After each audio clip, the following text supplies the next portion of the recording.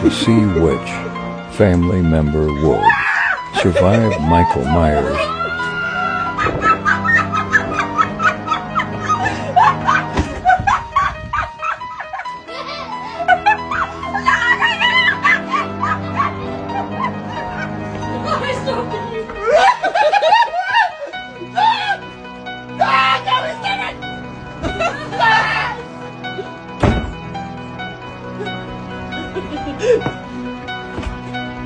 Oh no! I'm so sorry,